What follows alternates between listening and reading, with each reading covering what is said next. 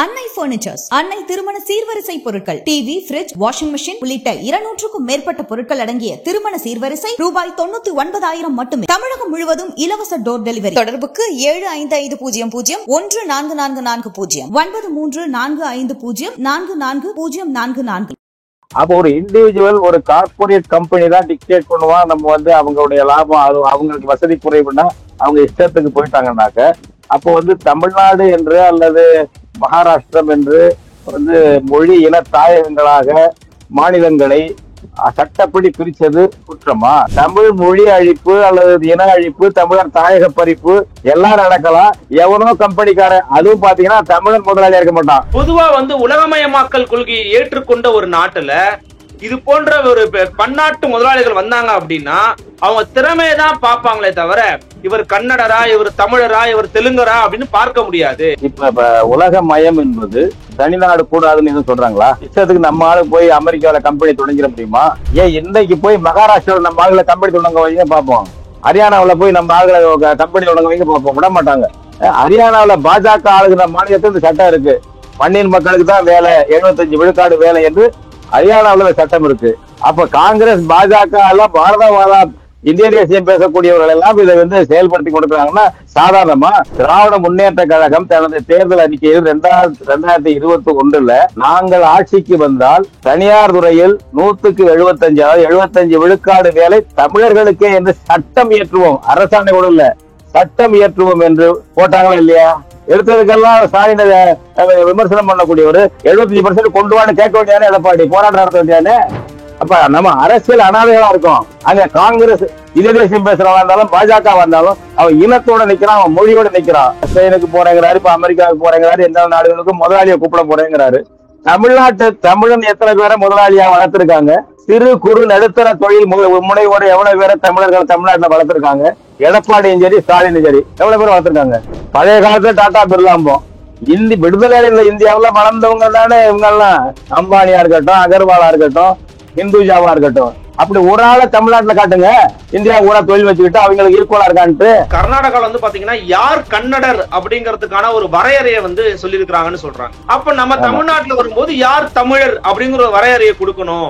அதுல நிறைய முரண்பாடுகள் உருவாகலாம், சிக்கல்கள் உருவாகலாம்.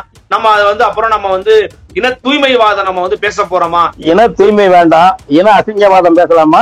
இன கலப்புவாதம் பேசலாமா? பதில் சொல்லணுக்கு 1961 மக்கள் தொகை கணக்கெடுப்பில் யார் இருக்காங்களோ அவங்களும் அவங்க வாரிசுகள் தான் இந்த மண்ணின் மக்கள். மற்றவங்க வெளியேற்றுகிறோம். அதுக்கு என்ன காரணம் சொல்றோம்? அதாவது மொழி இன மாநிலமாக அரசாங்க சட்டப்படி உருவான ஆண்டு 1956 நவம்பர் 1. அதன் பிறகு வந்த கணக்கு மக்கள் தொகை கணக்கெடுப்பு 61 தான். 90 லட்சம் பேர் நம்ம பிள்ளைகள் படிச்சுட்டு வேலை இல்லாம பதிவு பண்ணிருக்காங்க, வேலைக்கு ஒரு பதிவு பண்ணிருக்காங்க. PhD படிச்சிருந்தா அந்த பேராசிரியருக்கு, பேராசிரியர் 20,000 சம்பளம். PhD படிக்காத விரிவுரையாளர் 12,000 சம்பளம். அழகப்பா பல்கலைக்கழகம் இன்னைக்கு போய் பாருங்க. இது முன்னேற்றமா? அது நம்ம பிள்ளைகள் எவ்வளவு பேரு அண்டர் எம்ப்ளாய்மெண்ட்ல இருக்கு. அன்எம்ப்ளாய்மெண்ட் பேயாக தலைவிரித்து ஆடுது. அண்டர் எம்ப்ளாய்மெண்ட் அதை விட பேயாக தலைவிரித்து ஆடுது. தமிழ்நாடு என்ன ஒரு நாடா? தமிழகம் நாளைக்கு என்ன சொல்றாங்க? இந்திக்கார அதே பிறகு தமிழகம் என்ற பெயரே மாத்திரா நீங்க மட்டும் தான் இருக்கீங்கன்னு கேட்பாங்க. தமிழ்நாடும் இருக்காது, தமிழர்களுக்கும் வாழ்வு இருக்காது.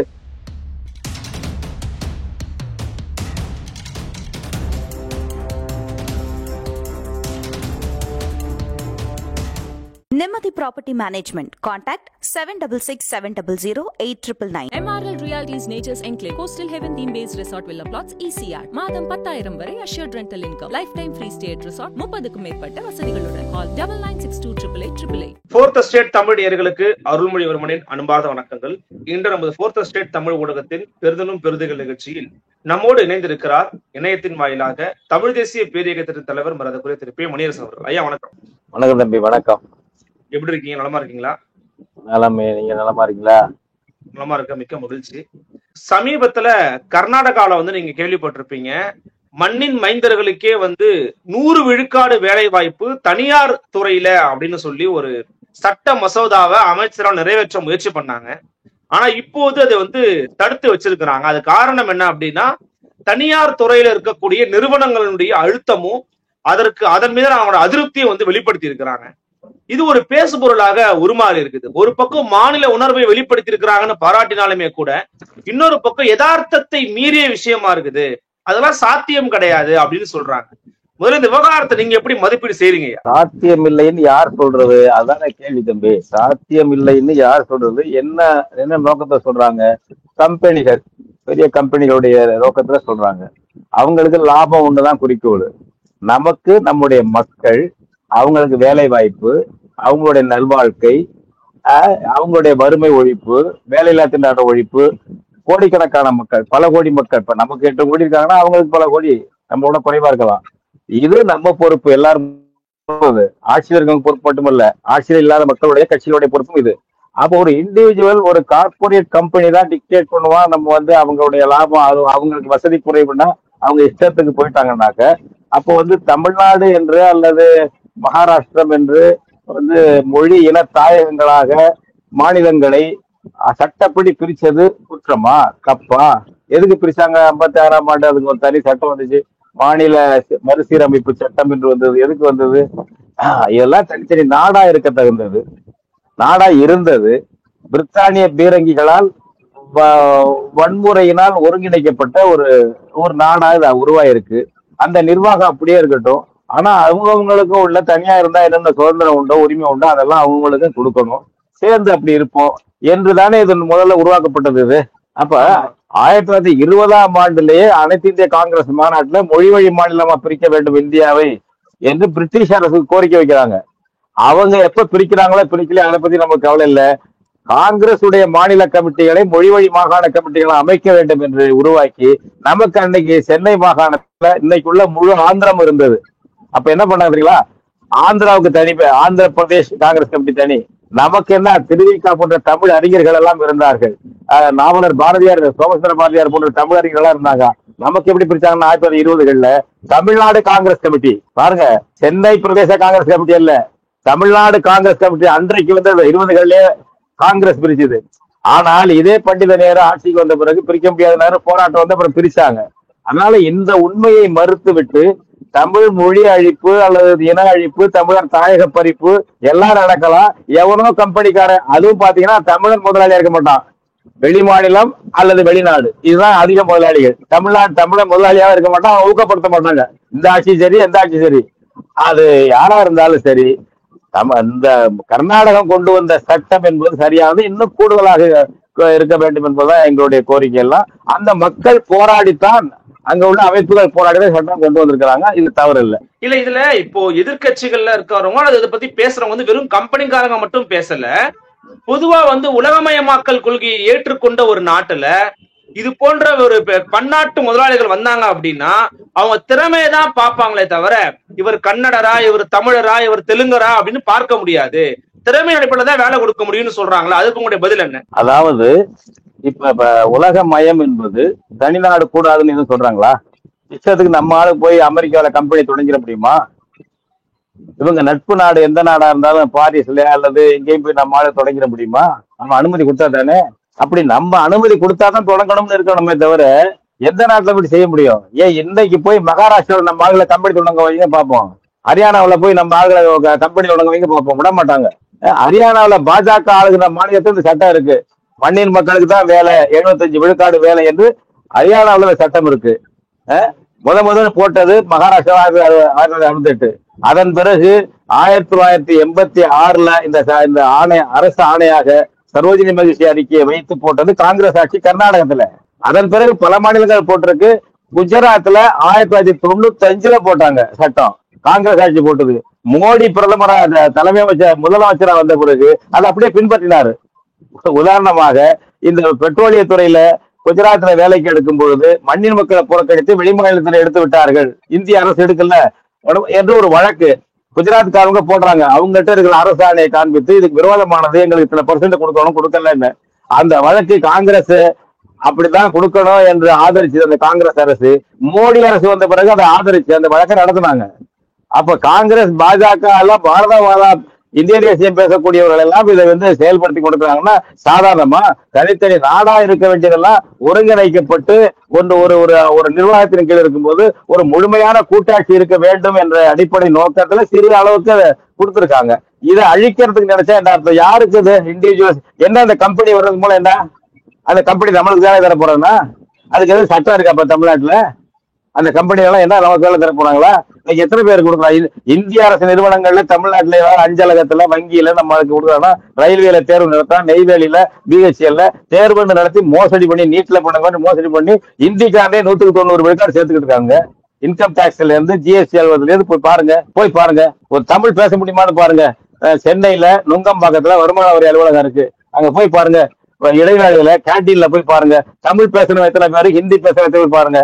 அப்படி தமிழர் தாயகமாக தமிழ்நாடு இருக்கக்கூடாது என்ற அழிக்கக்கூடிய நோக்கம் இருந்தால் அவங்களுக்கு வரலாம். நாங்க தமிழ்நாடு தாயகமா இருக்கணும், தமிழ் மொழி வாழணும், தமிழர் வாழணும் என்று நினைத்தால் இதை ஏற்றுக்க முடியாது. கர்நாடகம் நமக்கு எதிரான மாநிலம் தான், இந்த சட்டம் சரியான சட்டம் என்று முன்மொழியும் சரியானது என்று நம்ம ஆதரிக்கணும்.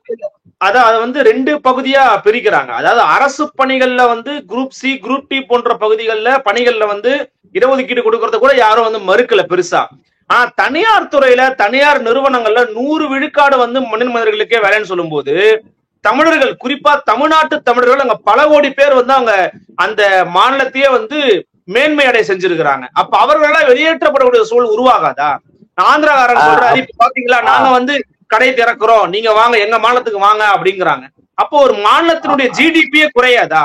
ஆந்திராவுல அந்த சந்திரபாபு நாயுடு பையன் சொல்றது தவறு. அவங்களுக்கே ஒரு சட்டம் இருக்கு, ஜீவோ போட்டிருக்காங்க.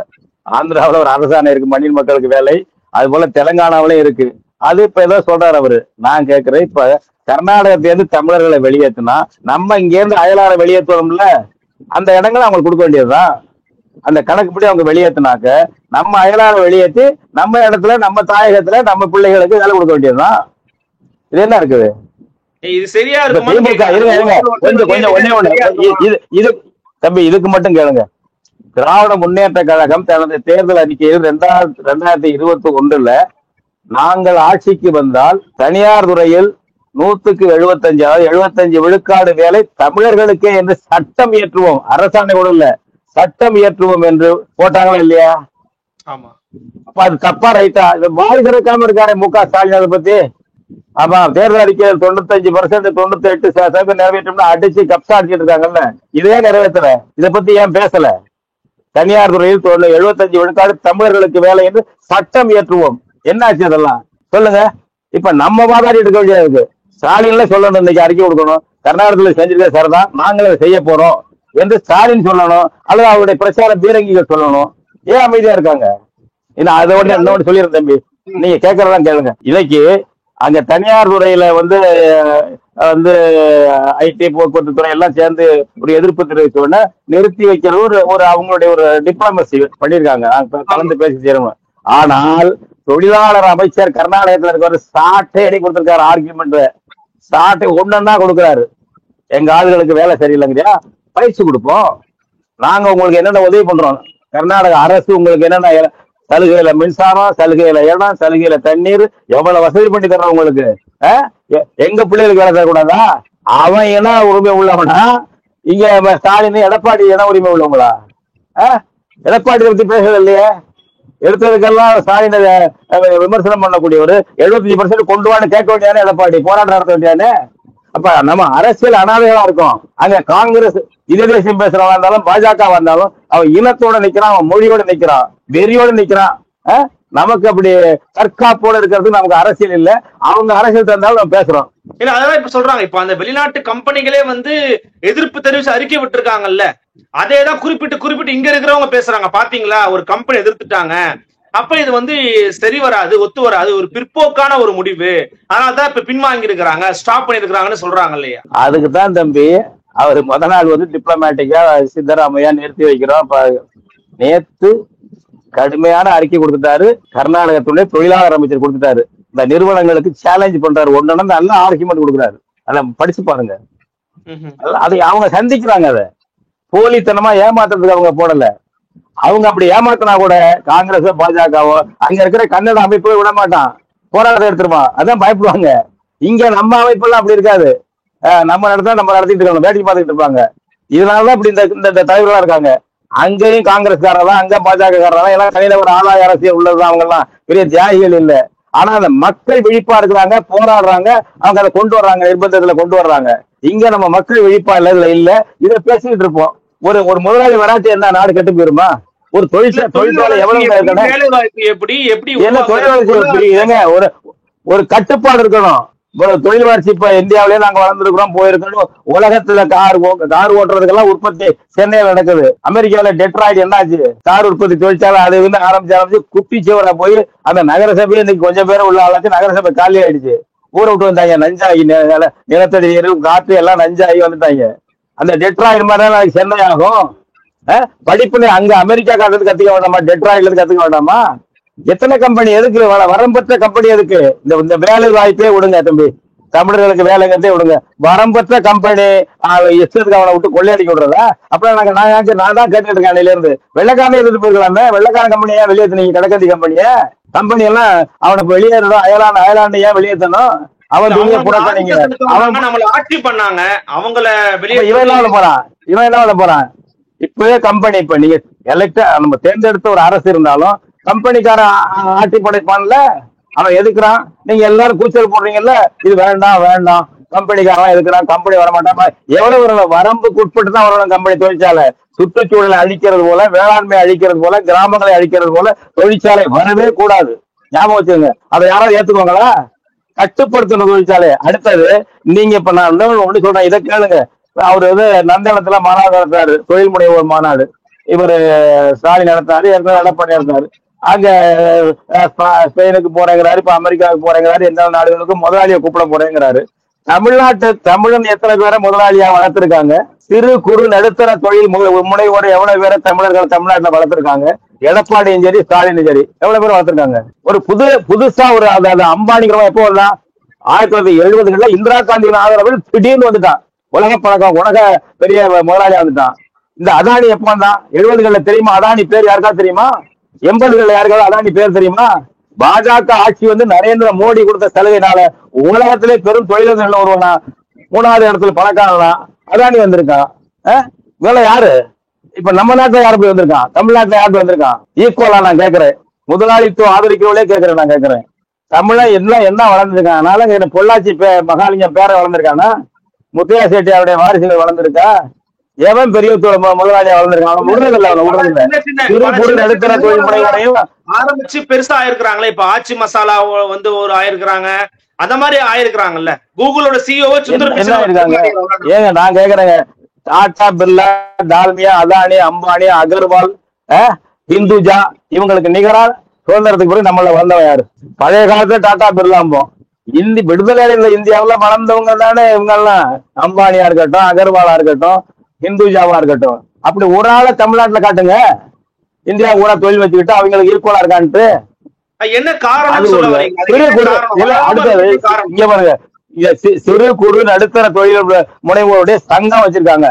அந்த சங்க பொறுப்பாளர்களோடு எனக்கு தொடர்பு இருக்கிறது. கண்ணீர் விடுகிறார்கள். முதல் ஸ்டாலினை பார்த்திருக்காங்க, தொழிலாளர் அமைச்சரை, அந்த அமைச்சரை, நிதி அமைச்சரை எல்லாரையும் பார்த்திருக்காங்க. எந்த தொழில் முனைவோர் மாநாட்டிலையும் அந்த வர்த்தக மாநாடு நடத்துறாங்களா, முதலாளி வாங்கன்னு, அதுல இவங்களுக்கு எந்த சலுகையும் கிடையாது. நம்ம ஆளுகளுக்கு நம்ம ஆளுடைய விண்ணப்பத்தை ஏற்றுக்கிறது கிடையாது. இவங்களுக்கு எந்த சலுகையும் கிடையாது. இதுல என்ன தொழில் வளருது? இதெல்லாம் பார்க்க வேண்டாமா ஒருத்தர்? இல்ல, தமிழ்நாட்டுல தமிழர்கள் வந்து ஒரு தொழில் முனைவர்களா பெரிதளவுல வளராம இருந்ததற்கு என்ன காரணம்னு நீங்க நினைக்கிறீங்க? அரசு ஆதரவு இன்மைதான். இந்திய அரசு ஆதரிக்காது, தமிழச்சியை ஆதரிக்காது. இந்திய அரசு கங்காணி அரசு, அந்த அரசு எல்லாம் இந்திய அரசு எதுக்கிறது போல தேர்தலில் மட்டும்தான் பாவா காட்டுவாங்க இந்த கட்சியெல்லாம். மற்றெல்லாம் டெல்லிக்கு கட்டுப்பட்டு திரைமுறையில் நடக்கிற ஆட்சியில தான் தமிழ்நாடு நடக்கிற திமுக, அதிமுக எல்லாமே அப்படித்தான். இதுல தலையிடாது. அவங்களுக்கு இன உணர்ச்சியும் கிடையாது. திமுக, அதிமுகவுக்கு தமிழ் இன உணர்ச்சியும் கிடையாது. திராவிடவாதிகள் அவங்க தம்பி இயல்பா அவங்க தமிழர்களா இருக்கலாம், அது பத்தி பிரச்சனை இல்லை. அவங்க இனம் என்பது திராவிடம், தமிழர் கிடையாது.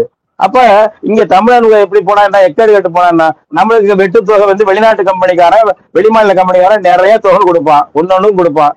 நீங்க இவங்க எல்லாம் முதலமைச்சர், அந்த அமைச்சர், இந்த அமைச்சர் எல்லாம் சாரத்தில் ரியல் எஸ்டேட் பண்ணுகிறார்கள். அந்நாட்டு கம்பெனிகளுக்கு ரியல் எஸ்டேட் ஏஜென்ட்கள் வரலாம். ஏன்னா அதுக்கு அனுமதி கொடுக்கக்கூடிய இடத்துல மாநில ஆட்சி இருக்கிறது. ஒரு நிலத்தை போய் எடுத்துக்கிறது, ஒருத்தருக்கு ஒப்படைக்கிற இடத்துல அது அங்கீகரிக்கிற இடத்துல மாநில அரசு இருக்கு. அதை பயன்படுத்தி ரியல் எஸ்டேட் பிசினஸ் பண்ணிட்டு இருக்காங்க. அவன் வெளிநாட்டு முதலாளியும் வடநாட்டு முதலாளியும் தான் நிறைய கொடுப்பான் போனோம், நம்மளால கொடுக்க மாட்டாங்க. அதான் முக்கிய அடிப்படை காரணம். இன்னொன்னு, இப்போ அங்க கர்நாடகால வந்து பாத்தீங்கன்னா யார் கன்னடர் அப்படிங்கறதுக்கான ஒரு வரையறையை வந்து சொல்லியிருக்கிறாங்கன்னு சொல்றாங்க. அப்ப நம்ம தமிழ்நாட்டுல வரும்போது யார் தமிழர் அப்படிங்கிற ஒரு வரையறையை கொடுக்கணும். அதுல வந்து நிறைய முரண்பாடுகள் உருவாகலாம், சிக்கல்கள் உருவாகலாம். நம்ம அதை வந்து அப்புறம் நம்ம வந்து இன தூய்மைவாதம் நம்ம வந்து பேச போறோமா இப்படின்லாம் இங்க இருக்கிறவங்க பேசுறாங்கல்ல, அதற்கு உங்களுடைய பதில் என்ன? இன தூய்மை வேண்டாம், இன அசிங்கவாதம் பேசலாமா, இன கலப்புவாதம் பேசலாமா? பதில் சொல்லணுதுக்கு அப்படி சொல்ற நண்பர்கள், இன தூய்மைவாதம் வேண்டாம், நாங்க அப்படியெல்லாம் சொல்லல. இன தூய்மைவாதம் நீ எங்க பட்ட பேர் சூட்டுற, இன தூய்மைவாதம், இன கலப்புவாதம், இன அசிங்கவாதம் வைக்கலாமா, இன அசுத்தவாதம் வச்சுக்கலாமா? சொல்லு, உனக்கு இன கொள்கை இருக்கா இல்லையா? பகிரங்கமா சொல்லு. பெரிய அப்படியே பரந்த மனப்பான்மை, பிரிந்த மனப்பான்மை, அயலான விட்டுட்டு எங்க ஆளுகளை நம்ம தமிழச்சாங்க அடிமையாக்குறது. இன்னொரு கேட்டீங்களா? என்ன கேட்டீங்க? இல்ல, இன தூய்மைவாதம் பேசுறாங்க. இது காரணமா இங்க எப்படி நீங்க தமிழர்களை அடையாளப்படுத்துவீங்க? அங்க வந்து கன்னடர்கள் சொல்றேன். அவங்க ஒவ்வொரு மாநிலத்திலயும் ஒண்ணு இருக்கு தம்பி. இது புதுசா நம்ம சொல்ல வேண்டியதில்லை. இதுக்கு ஃபார்முலாக்கள் வெள்ளைக்காரன் இருந்து இருக்கு. உதாரணமா நான் சொல்லிடுறேன். வெள்ளைக்காரன் காலத்திலேயே அந்த இது நாகாலாந்து, அருணாச்சல பிரதேசம், மிசோரம் இந்த பகுதிகளுக்கெல்லாம் போறதுக்கு இன்னர் லைன் பர்மிட் வாங்கணும்னு இந்திய விடுதலை போராட்ட காலத்து, இந்திய விடுதலைக்கு பிறகு வந்தது. அவங்க காலத்துல இருந்ததுக்கான சிறப்பு உரிமையெல்லாம் இருந்தது. இவங்க இப்ப இதுக்கு வந்து இன்னர் லைன் பர்மிட். நம்ம போறதுன்னா சாதாரண சுற்றுலா பயணி போறதுனா கூட அங்க போய் செக் போஸ்ட் இருக்கும். அங்க இருந்துகிட்டு மாநில அரசு விண்ணப்பம் பூர்த்தி பண்ணி கொடுக்கணும். மாநில அரசு அங்கீகரிச்சாதான் உள்ள போகலாம். Inner line permit. பாஜக ஆட்சி வந்த பிறகு புதிதாக மணிப்பூருக்கு அந்த உரிமையை கொடுத்தது, இன்னர் லைன் பர்மிட்டை கொடுத்தது. 2014 பிறகு மணிப்பூருக்கு கொடுத்தது. ஒன்னா இதை வச்சுங்க. அதெல்லாம் இருக்குல்ல, சட்டப்படி அரசியல் சட்டப்படி தானே எல்லாம் இருக்கு, கான்ஸ்டிடியூஷன் எல்லாம் ஏற்றப்பட்டிருக்கு. அடுத்தது இந்த மண்ணின் மக்களுக்கு வேலை, மண்ணின் மக்கள் தாயகமாக அஸ்ஸாம் இருக்கணும், வெளியாரை வெளியேற்றோம்னு 1979 80 வாக்குல போராட்டம் வெடிச்சது. மொரார்ஜி பிரதமரா இருக்கும் போதே அது வெடிச்சது. அப்புறமும் வெடிச்சுட்டது. பல ஆண்டுகள் தொடர்ந்துச்சு. பல பேர் உயிரிழப்பு, வெகுமக்கள் போராட்டம். அங்க வன்முறை அவங்க கையாடுறது அந்த மக்கள். அதனால இந்த ராணுவத்தை எல்லாம் கொண்டு போனாங்க. வன்முறை கையாளாம ரோட்ல உட்காந்துருக்காங்க. நீதிபதிகளை வேலை நிறுத்தம் பண்றாங்க. அதிகாரிகள் வேலை நிறுத்தம் பண்ணிட்டு கலெக்டர் மூடி கிடக்கு. என்னடா பண்ணு பார்த்து ராஜீவ்காந்தி பிரதமரா வந்த பிறகு அந்த மாணவர்களை கூப்பிட்டு, போராட்ட குழு தலைவர்களை கூப்பிட்டு பேசினார் டெல்லியில. பேசி உடன்பாடு போட்டாங்க. இவங்க கோரிக்கை வந்து 1951 மக்கள் தொகையில இல்லாதவங்க எல்லாம் அஸ்ஸாமியர் இல்லைன்னு சொல்லுங்கிறது உங்க கோரிக்கை. அப்புறம் ஒரு சமரசமாக 1971 மக்கள் தொகையில இல்லாதவங்க எல்லாம் அயலாக என்று படிக்குவோம். அது என்ன வெளிநாட்டுக்காரர்களுக்கு மட்டுமல்ல, நம்ம ஊர் பீகார்காரனும் பாதிக்கப்பட்டிருப்பாங்கல்ல. இப்ப 19 லட்சம் பேரு அஸ்ஸாம் குடிமக்கள் அல்லது தனியா வளாகம் வச்சிருக்காங்க. எதன்படி? ராஜீவ்காந்தி மாணவர் உடன்படிக்கையின்படி. அந்த உடன்படிக்கையை பிறகு வந்து அரசுகள் செயல்படுத்தவில்லை. உச்ச நீதிமன்றம் வழக்கு போட்டாங்க. உச்ச நீதிமன்றம் தானே ட்ரிபியூனல் அமைச்சது, தன் மேற்பார்வையில் ட்ரிபியூனல். யார்? உள்ளூர் மக்கள். ஏன்னா ராஜீவ்காந்தி உடன்பாட்டுல 71 கட் ஆஃப் இயர் இருக்கு. அதன்படி பாருங்க யார் உள்ளூர் மக்கள், யார் வெளியார் கணக்கு பண்றா என்று கணக்கு பண்ணி இப்ப 19 லட்சம் பேர் கலெக்ட் பண்ணி தனியா வச்சுட்டாங்க. தனியா வச்சிருக்கான். இன்னைக்கு வரையும் கிடையாது அவங்களுக்கு. அஸ்ஸாம்ல சம உரிமையோட இன்னைக்கு வரையிலும் பாஜக ஆட்சியே பண்ணுது. அதை ரத்து பண்ண வேண்டியதானே? இப்ப நாங்க சொல்வதற்கு இன்னைக்கு மண்ணின் மக்களுக்கு இத்தனை % வேலை கொடுங்க. தமிழ் தேசிய பேரியக்கம் பொறுத்தவரை தனியார் துறையில 90 விழுக்காடு, தமிழ்நாட்டில் உள்ள இந்திய அரசு நிறுவனங்கள்ல 90 விழுக்காடு, தமிழ்நாடு அரசு துறையில 100 விழுக்காடு தமிழர்களுக்கு, இந்த மண்ணின் மக்களுக்கு. நாங்க கட் ஆஃப் இயர் என்ன வைக்கிறோம்? 61 வைக்கிறோம். 1961ஆம் ஆண்டு மக்கள் தொகை கணக்கெடுப்பில் யார் இருக்காங்களோ அவங்களாம் அவங்க வாரிசுகள் தான் இந்த மண்ணின் மக்கள். மற்றவங்களாம் வெளியேற்றுங்கிறோம். அதுக்கு என்ன காரணம் சொல்றோம்? அதாவது மொழி இன மாநிலமாக அரசாங்க சட்டப்படி உருவான ஆண்டு 1956 நவம்பர் 1. அதன் பிறகு வந்த கணக்கு மக்கள் தொகை கணக்கெடுப்பு 61 தான். எனவே 61 கட் ஆஃப் இயரா வச்சுக்கன்னு நாங்க கோர்றோம். இதுல என்ன தப்பு இருக்கு? அஸ்ஸாமுக்கு அதை செய்யலாம். நீ 71 வச்சிருக்கிற, நாங்க 61 கேட்கிறோம். அவ்வளவுதான். இதுக்கு முன்னுதாரணம் இருக்கா இல்லையா? இதை பத்தில என்ன பண்றாங்க? இப்ப விரைந்த தொழில், எல்லாருக்கும் மனித நேயம் அதை பேசுறவங்க. அதை யாரு? காங்கிரஸ் பிரதமர் தான் அதை போட்டாரு. சரியா? இல்ல அதை ஏத்துக்கிறாங்க. ஆனா இன்னைக்கு என்ன சொல்றாங்கன்னா, நேற்று கூட வந்து பாத்தீங்கன்னா நிதி ஆயோக் அப்படிங்கிற ஒரு அமைப்பு தமிழ்நாடு குறித்த பல மதிப்பீடுகளை வந்து கொடுத்திருக்கிறாங்க. அதுல பல இடங்களை தமிழ்நாடு முன்னிலை வகிக்கிறாங்க. அதற்கான காரணம் அப்படிங்கிறது தமிழ்நாட்டினுடைய பெருந்தன்மை காரணமாக, உள்ளார்ந்த வளர்ச்சியின் காரணமாக நம்ம இவ்வளவு தூரம் வந்திருக்கிறோம். இது எல்லாருடைய இன்க்ளூசிவ்னஸ்னாலதான் நம்ம வளர்ந்துருக்கிறோம். இப்ப போய் நம்ம வந்து வெளியாரை வெளியேற்று அல்லது நம்ம மட்டும்தான் இருப்போம்னு சொன்னா இந்த வளர்ச்சி சாத்தியப்பட்டிருக்குமா அப்படிங்கிற கேள்விகளை வந்து ஒரு சில தரப்பினர் எழுப்புறாங்க. அதற்கு உங்களுடைய பதில் என்ன? நல்ல கேள்வி தம்பி, இது மிக முக்கியமான கேள்வி. வளர்ச்சி அடைஞ்சிருக்கோம்ல, 90 லட்சம் பேர் நம்ம பிள்ளைகள் படிச்சுட்டு வேலை இல்லாம பதிவு பண்ணிருக்காங்க, வேலைக்கு போய் பதிவு பண்ணிருக்காங்க. ஒன்னா, படிச்ச பிள்ளைகள் எந்த கல்லூரி படிச்சாலும், மேல்நிலை பள்ளி படிச்சாலும் சரி, ஆய்வு பட்டம் பட்டாலும் சரி, இன்ஜினியர் படிச்சாலும் சரி, அந்த பிள்ளைகள் வேலை இல்லாம செக்யூரிட்டி வேலை பல பேர் பாக்குறாங்க. ஜவுளி கடையில 8000 ரூபாய் 7000 சம்பளத்துக்கு ஆணும் பெண்ணும் வேலை செய்யுது. அரசு பல்கலைக்கழக கல்லூரிகளிலேயே 12,000 15,000 வேலைக்கு பாக்குற விரிவுரையாளர் இருக்காங்க. ஞாபகம் வச்சுங்க. உண்மைதான். அதிக பிஹெச்டி படிச்சிருந்தா, அழகப்பா யூனிவர்சிட்டியில போய் நான் விசாரிச்சேன், பிஹெச்டி படிச்சிருந்தா அந்த பேராசிரியருக்கு, அவரு பேராசிரியர், அவரு 20,000 ரூபாய் சம்பளம். பிஹெச்டி படிக்காத விரிவுரையாளர் வந்தா 12,000 ரூபாய் சம்பளம். அழகப்பா பல்கலைக்கழகம் இன்னைக்கு போய் பாருங்க. இது முன்னேற்றம். அது நம்ம பிள்ளைகள் எவ்வளவு பேரு அண்டர் எம்ப்ளாய்மெண்ட்ல இருக்கு. அண்டர் எம்ப்ளாய்மெண்ட், அன்எம்ப்ளாய்மெண்ட் பேயாக தலைவிரித்து ஆடுது. அண்டர் எம்ப்ளாய்மெண்ட் அதை விட பேயாக தலைவிரித்து ஆடுது. அடுத்தது, காலை உணவு போட முடியாத குடும்பங்கள் ஏராளமாக இருக்கிறதுனாலதானே மு.க. ஸ்டாலின் மாணவர்களுக்கு காலை உணவு போட சொல்றாரு இன்னைக்கு. இது வளர்ச்சியா? இது வளர்ச்சியா? எங்க பெண்கள் வந்து பேருந்துல கட்டணம் செலுத்தி போக முடியாது, வறுமையில இருக்காங்க என்று தானே நீ இலவசமா போங்க பெண்களை டவுன் பஸ்ல அப்படின்னு சொல்ற. இது வளர்ச்சியா? இது வளர்ச்சியா? நீங்களே ஒத்துக்கிறீங்க இந்த தகுதி, இந்த வருமானம் இல்லாம இருக்காங்க அந்த மக்கள். எனவே 1000 ரூபாய் எல்லாரும் கொடுங்க, அது மாதிரி போல ஆண்களுக்கும் கொடுங்க.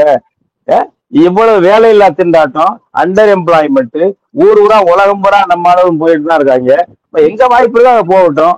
அது மாதிரி இது வளர்ச்சின்னு காட்டுறது அந்நாட்டு கம்பெனிகள் வளர்ந்துருக்கு. அவன் வளர்ந்துருக்கான் வச்சுக்கோங்களேன். ஒரு மோட்டார் கம்பெனி போர்டோ அல்லது இங்க இருக்கிற அந்த தென்கொரியா கம்பெனியோ அவன் வளர்ந்துருந்தா தமிழ்நாட்டோட சேர்க்குறீங்க. அந்த பொருளாதாரம் சேர்த்து தமிழ்நாட்டு வளர்ச்சின்னு காட்டுறீங்க. எங்க மக்களுடைய வளர்ச்சி என்ன? ஃப்ராடு. அந்த இந்தியாவிலேயே வளர்ந்துருக்கு. எங்க மக்களுடைய வளர்ச்சி என்ன? அரசு ஒவ்வொரு மாவட்ட ஆட்சியர் அலுவலகம், வட்டாட்சியர் அலுவலகம், ஒன்றிய ஆணையர் அலுவலகம், பிடிஓ ஆபீஸ் போய் பாருங்க தம்பி. வேலை செய்யறவங்க பல பேரு கான்ட்ராக்ட்ல வேலை செய்யறாங்க. ஏன் நிரந்தர ஊழியரா வச்சுக்கல? மின்சார வாரியத்துல நிரந்தர ஊழியர் உண்டா? காவல் நிலையத்துல எத்தனை இடம் ஒதுக்குறீங்களா அத்தனை இடத்துல போலீஸ் இருக்கா, அதிகாரி இருக்காங்களா? எந்த காலேஜ்ல இருக்கு? எல்லாம் வேக்கண்ட். ஏன்னா பணம் இல்ல, திவாலா கிடக்கு தமிழ்நாடு அரசு. திவாலாகி கிடக்கு. டாஸ்மாக் வித்தாதான் பணம். 3 மடங்கு பத்திரப்பதிவை உயர்த்தி வச்சீங்க, பெரிய சம்பாதிச்சீங்க. யாருடைய தாலி எடுத்தது? பத்திரப்பதிவுக்கு கட்டணம் உயர்த்தினீங்க. 3 தடவை இப்ப மின்சார கட்டணத்தை உயர்த்திருக்கீங்க. மக்கள் கொந்தளிச்சு போயிருக்கான். இதெல்லாம் வளர்ச்சி? அதெல்லாம் நீங்க பேயிங் கெப்பாசிட்டி உங்களுக்கு வந்து இதையெல்லாம் வந்து இந்த விலையை கொடுக்கக்கூடிய ஆற்றல், பொருளாதார ஆற்றல் எல்லாம் மக்கள் தவிக்கும் போது இதே நீ உயர்த்திட்டீங்கன்னா வளர்ந்துருக்கிய. அப்புறம் 3 ஆட்சியில 2021 இன்னைக்குள்ள 3 தடவை மின்சார கட்டணம் உயர்த்துற, சாதாரண மக்களுக்கு எல்லாருக்கும் உயர்த்துற, சாதாரண எளிய வர்த்தகர்கள். நாங்க இப்போ ஒரு அலுவலகம் வச்சிருந்தோம் வச்சுங்க, ஒரு ஆபீஸ், சின்ன ஆபீஸுங்க, ஒரு எங்க தமிழ் தேசிய பேரியத்துக்கு கமர்ஷியல் மின்சாரம் 1000 2000 அப்படின்னு வருதுங்க. சாதாரண 24 மணி நேரம் இயங்குறது இல்லைங்க. இவ்வளவு போட்டு அபராத கட்டணம் மாதிரி பண்றீங்க. தமிழ்நாடு வளர்ந்துக்கணும், யாரும் ஏமாற்றுவதற்கு? தமிழச்சி படிச்ச பிள்ளைகள் எல்லாம் ஏமாறாது. இப்ப தமிழ்நாட்டு அரசுக்கு இருக்கக்கூடிய கோரிக்கை என்ன? ஏன்னா இது வந்து தமிழ்நாட்டு அரசியலும் தாக்கத்தை ஏற்படுத்தி இருக்கிறது, குறிப்பா தமிழர்கள் மத்தியிலும் தாக்கத்தை ஏற்படுத்தி இருக்கிறது. இந்த வேலை வாய்ப்புல இடஒதுக்கீடு தொடர்பாக தமிழ் தேசிய பேரியக்கத்தின் நிலைப்பாடு என்ன? முதலமைச்சருக்கு நீங்க கோரிக்கை என்ன? எங்களுடைய கோரிக்கை வந்து நாங்க முதல்ல சொன்னது, தமிழ் தேசிய பேரியக்கம் வந்து நாங்க 2005 முதல் ஈரோட்டுல மாநாடு போட்டோம், வெளியேற்றுவோம் மண்ணின் மக்களுக்கே வேலை என்று. அதனால எங்களுக்கு தமிழ்நாட்டு தொழில், வணிகம், வேலை, கல்வி அனைத்தும் தமிழர்களுக்கு, ஒரு குறிப்பிட்ட சிறு % மத்தவங்களுக்கு கொடுக்கலாம், அவ்வளவுதான். அதுக்கு மேல இருக்கக்கூடாது. அந்த வகையில் நாங்க என்ன சொன்னோம்னா, வந்து வேலைன்னு எடுத்துக்கிட்டாக்க தமிழ்நாடு அரசு வேலையில் 100க்கு 100 தமிழர்களுக்கு தான் கொடுக்கணும். நான் சொன்ன கட் ஆஃப் இருக்கு. அவங்க கர்நாடகத்தில் என்ன பண்றாங்கன்னா, கர்நாடகத்தில் பிறந்திருக்க வேண்டும், தொடர்ந்து 15 ஆண்டுகள் வாழ்ந்திருக்க வேண்டும், கர்நாடகத்துல கன்னட மொழி பயின்றிருக்க வேண்டும். 10வது என்ன சொல்றாங்க, 10வது வந்து கன்னட மொழி பயின்று கன்னடத்துல வந்து ஒரு லாங்குவேஜா எடுத்து அதுல பாஸ் பண்ணிருக்கணும். அப்படி பாஸ் பண்ணாதவங்க யாரும் இருந்தாங்கன்னா தனியா அதுக்கு எழுதி அவங்க வேலை கொடுத்தாங்க. இந்த மாதிரி பல கண்டிஷனை போட்டு அவங்க என்ன பேர் சுட்டுறாங்க, கர்நாடகா மக்கள்னு சொல்லல, மண்ணின் மக்கள்னு சொல்லல, எல்லாரும் கன்னடிகாங்கிறான். சட்டத்தை பாருங்க, அந்த பில்லு முன்மொழி எல்லாம் கன்னடிகா. யாரு? தமிழன் அங்க இருக்கா, தெலுங்கர்கள் இருக்கிறார்கள், தமிழர்கள் தெலுங்கர்கள் கணிசமான எண்ணிக்கையில் இருக்காங்க கர்நாடகத்துல. அவங்க எல்லாம் யாரு? கன்னடிகாங்கிற கேட்டகரி. சொல்றவன் யாரு? பாரத மாதா பஜனை பாடுறவன். தமிழ்நாட்டுல மாதிரி கண்டிஷன் கொண்டு வாங்க. நாங்க சொல்ற கண்டிஷன் மாதிரி 90% தனியார் துறையிலும் இந்திய அரசு அலுவலகங்களே வேணும். அனைத்திந்திய தேர்வு நடக்கக்கூடாது. Fraud company. நீங்க இந்த இந்திய அரசு நிறுவனங்களா இருந்தாலும் தமிழ்நாட்டு அளவில் தான் தேர்வு நடத்த வேண்டும். தமிழ்நாடு அரசே நடத்தலாம். அனைத்து இந்திய தேர்வு எதுக்கும் கூடாது. அஞ்சல் துறைக்கும் சரி, பிஹெச்எல்லுக்கும் சரி, வருமான வரிக்கும், ரயில்வேக்கு, எதுக்கா இருந்தாலும் கூடாது. அது ஃப்ராடு. இந்திக்காரன் தான் வருவான். அதான் சொல்றது. நெய்வேலியில ஒரு போன வருஷம் ஒண்ணு பாத்துருங்க எல்லாரும், 300 பேர் பொறியாளர் எடுத்தான். ஒருத்தர் மட்டும் தான் தமிழ்நாட்டுக்காரன், 299 பேர் வடநாட்டுக்காரன். இப்பதான் நீட்ல தான் சிற்பா சிரிக்குது இல்ல, அவங்க என்ன பண்ணணும்? அப்ப இன பாகுபாடு, தமிழர்களை அப்பார்த்தைகளாக இன ஒதுக்கல் கொள்கைகள் வச்சிருக்காங்க. இதுல இதை பத்தி பேசாத அரசியல் கட்சிகள் தான் திமுகவும் அதிமுகவும். நாங்க இப்ப கேட்கிறோம் போதான், இது கொண்டுட்டு வா, நீ ஒரு கட்ட பேர் போடு, அப்ப நாங்க சொல்றதே இல்லாட்டி கூட பரவாயில்ல, நீ ஒண்ணு போடு, முதல் கட்ட முன்னேற்றமா நடத்தட்டும். வாய் பேசாம இருக்காரு ஸ்டாலின் அப்படின்னு சொல்லி போராட்டத்தை விரிவுபடுத்த வேண்டும். 2005 நாங்க போராட்டம் போது, அந்த மாநாடு நடத்தும் போது, அந்த வழக்கு இன்னும் என் பேர்ல எதுல இருக்கு, எங்க ஈரோட்ல இருக்கு, கோர்ட்டுக்கு போயிட்டு வந்துட்டு இருக்க. மூத்த வழக்கறிஞர் பாப்பா மோகன் கட்டணம் இன்றி அவரும் அவருடைய ஜூனியர்கள் நடத்திட்டு இருக்காங்க. 2005 உள்ள வழக்கு. இது என்ன சொல்றது? இந்த மாதிரி பல வழக்குகள் இருக்கு. தொடர்ந்து நாங்க போராடுறோம். ஓசூர்ல டாடா எலக்ட்ரானிக்ஸ் வந்தான், தமிழர்களே எடுக்கிறதில்ல. அங்கேருந்து கொண்டு வந்தாங்க, அந்த ஜார்க்கண்டா அங்கேருந்து கொண்டு வந்தாங்க சிறப்பு ரயில்ல பெண் ஊழியர்களை. முற்றுகை போராட்டம் அறிவிச்சோம். அவ்வளவு தடை திமுக ஆட்சியில் இருக்கு. அவ்வளவு தடை. இல்ல அங்க கெடுப்பாங்க சொல்லி இந்த தொழில் அமைச்சராக நிதியமைச்சராக இருக்காரு இவர், நம்ம தங்கம் தென்னரசு. அவ்வளவு அறிக்கை விட்டுட்டு இருந்தாரு தங்கம் தென்னரசு, நிதி அமைச்சர். எல்லாம் நடந்துட்டு இருக்கு. போக்குவரத்துன்னு அப்ப விட்டுட்டு இருந்தாரு. நாங்க முற்றுகை தான் சொன்னோம். எங்களுக்கு தடை போட்டு பண்ணி ஊர் அந்த ஊர்ல புறப்படுற ஆளுகளை அந்தந்த தோழர்களை கைது பண்ணி போலீஸ்ல வச்சாங்க, வீட்டு காவல வச்சாங்க. இப்படிதான் பண்ணாங்க. இந்த மாதிரி புறப்படுங்க, எங்க கைது பண்றாங்கன்னா அங்கேயே சாலையில உட்காந்துருங்க, மறியல் பண்ணுங்கன்னு அறிவிச்சோம். அதன் பிறகு எட்டி ஒரு இடத்துல எங்களுக்கு அனுமதி, நாங்க முக்கிய போராட்டம் நடத்தணும்.